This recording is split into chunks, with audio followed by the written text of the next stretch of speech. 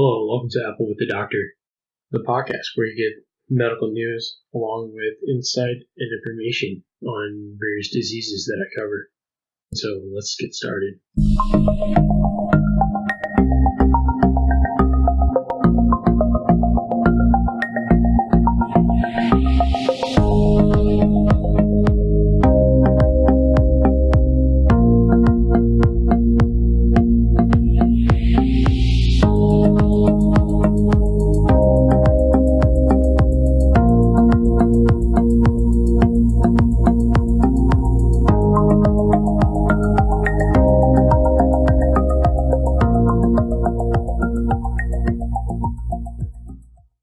And so for the first bit of information we have, it revolves around a natural protein that could possibly reverse obesity-related diabetes and fatty liver. Possibly. Well, let's find out. Scientists at Georgetown University were able to find a protein from their cancer research, and they were able to find a protein that acts as a hormone to help regulate various endocrine functions in the body. And this was published in the paper, the journal called Science Reports, and the protein is called fibroblast growth factor binding protein 3, or they just shorten it to BP3, which modulates fat and glucose metabolism. And they were able to discover this in mice who were subjected to developing metabolic syndrome. And so if we were to go into a little bit how research is done, researchers tend to use mice because they're easier to handle. There's less variables. They're relatively inexpensive and cheap. One thing to note that for various diseases, for treatments and other things, they'll use a specific strain of mice that they have bred and that we're able to order. And so these strains varies upon the cancers. And so let's say if you have a strain that's a little bit more predisposed to actually develop something along the lines of CML or some sort of leukemia, and you want to use the drug to see if there are like side effects, to see treatment options before you start testing humans, the preclinical testing. So you'll have mice that are who exhibit certain traits and have certain genetic markers, certain genetic makeup, so that you can exhibit those features later on in the mice life cycle. And so they use mice that were more prone to develop metabolic syndrome. And if you're asking what metabolic syndrome is, it's this relatively new form of syndrome that they've introduced, is to help identify physicians and health practitioners, those who are more prone to forming diabetes. So these are the people who have like BMIs over 30, whether or not they exhibit symptoms of diabetes, such as like acanthosis nigrans, like the dark spots, or very like difficulty to lose weight. And so it's like this umbrella term that they use to basically identify fat people that's out there. So they were able to identify this protein within mice that resemble fat people. It must be pretty big mice. And so they used BP3. They isolated it, created treatments out of it, and they were able to use 8 of these mice who exhibited metabolic syndrome. And over a 18-day period, or 2.5 weeks, they were able to measure the reduction in fat in these mice by 1/3. And so what they were able to do is deduce that the blood sugar levels of these mice were reduced. Blood sugar is an important component for diabetes. Too high is called hyperglycemia, too low is called hypoglycemia. The other thing is their fatty livers. they were able to lose fat from their liver, which is an important point, especially in the development of diabetes. So if you're diabetic, you're more likely to have a fatty liver. Your liver isn't as able to process the insulin that the pancreas releases. If you don't know, the pancreas releases insulin, but this insulin is in its pro-insulin phase, and so the liver cleaves up the insulin to make a regular insulin, and you have something called a C-peptide that floats around in your blood. It doesn't really have much of a function except for whether or not a person's like ODing on insulin or fictitiously giving themselves insulin for attention, that sort of thing. And so they were able to use this BP3 protein. Now it's important to note that this BP3 protein is not exhibited in humans. It has not been found, I believe, in humans. It's not been tested in humans. So you can't really say this applies to humans, and mice are not humans, despite what PETA wants to say. And so a little bit more about this protein. BP3 is a chaperone protein. It's one of these proteins that hang around your blood, and they bind to certain like hormones, that sort of thing. You have chaperone proteins for like sex hormones, like testosterone, estrogen, that sort of thing.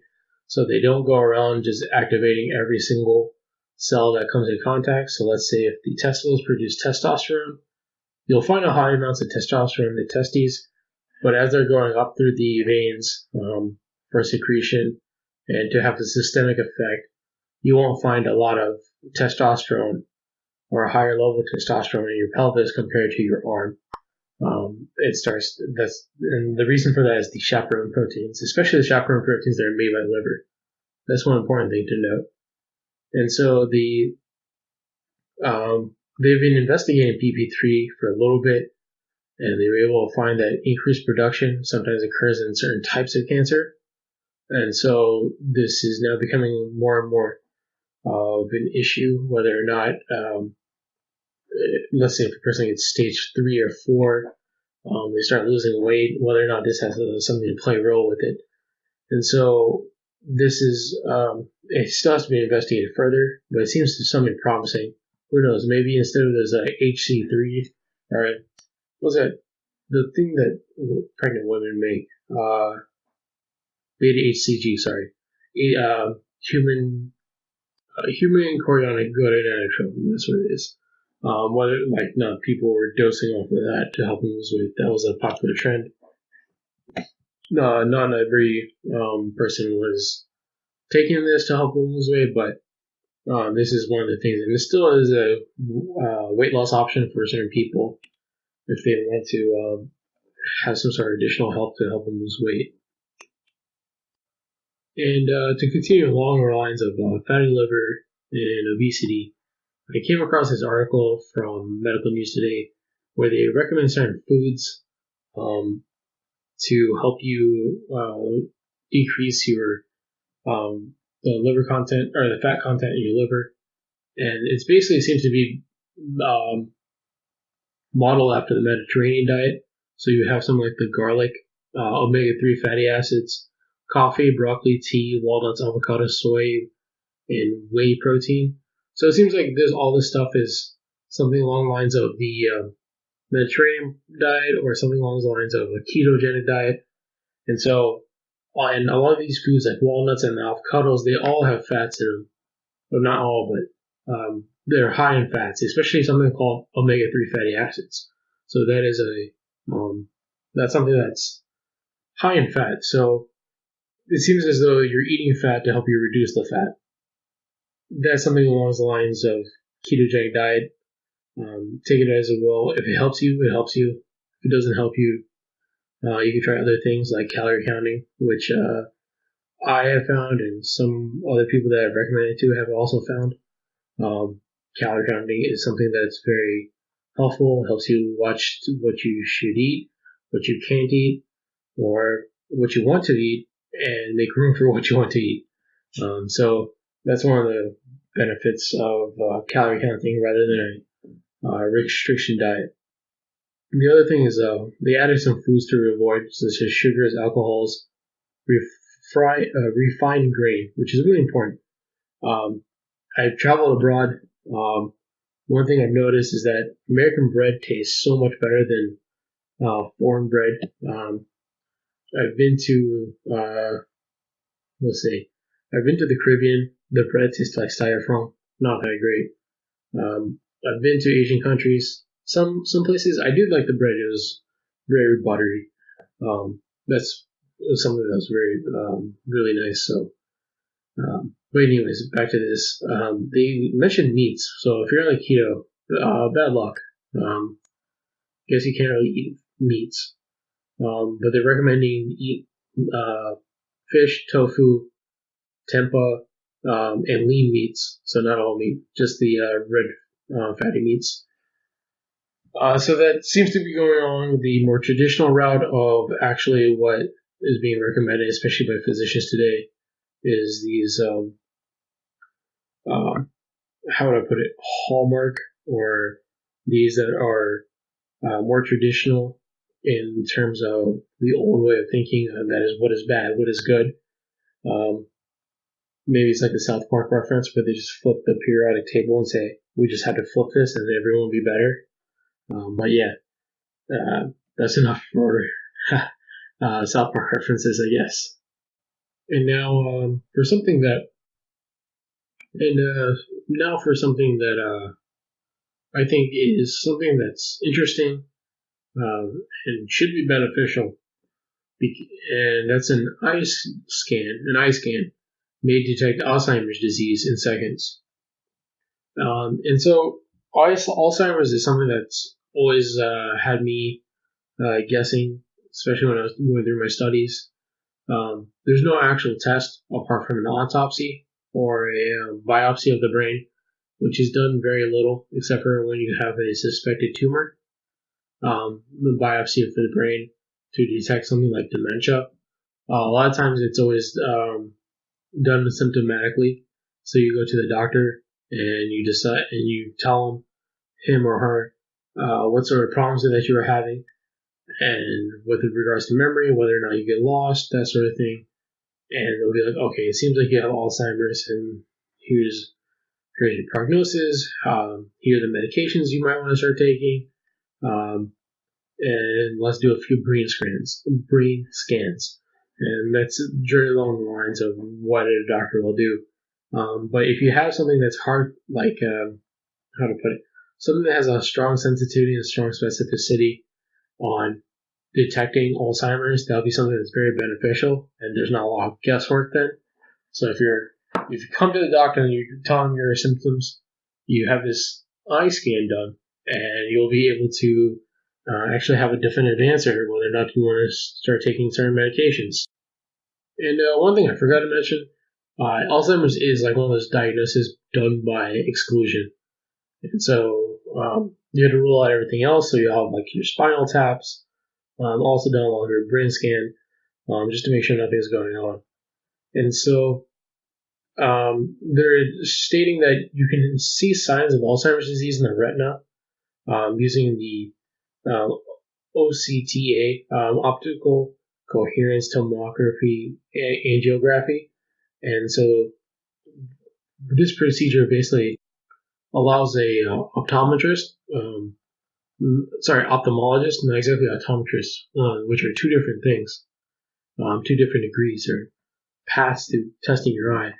What they do is they use the OCTA to measure the layers of the retina and measure the thickness non-invasively. And so they shine a light in it, and it acts sort of like an ultrasound, and they'll be able to measure the thickness for it. That's one way of they're going about to actually test this.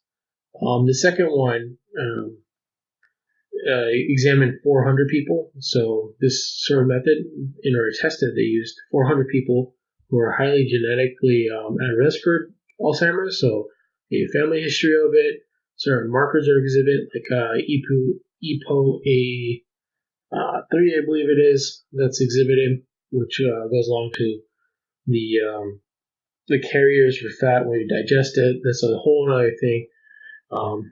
maybe I'll add this to my list of topics to dive down on. And oh yeah, it reminds me, my cannabis podcast will be coming out on Saturday. So stay tuned for that. And so, if you're still here, back to this second method, what they did was they scanned the hippocampus area of your brain, which is a portion of the brain that sounds like the word hippo. Um, sorry, jokes. Sounds like the word hippo, but this is where all your memory is stored. This is one of the few parts of your brain where you actually have nerves constantly regenerating. If you've ever been told that your brain doesn't have stem cells or the brain doesn't regenerate, all it does is it forms connections again. That's true, but not entirely.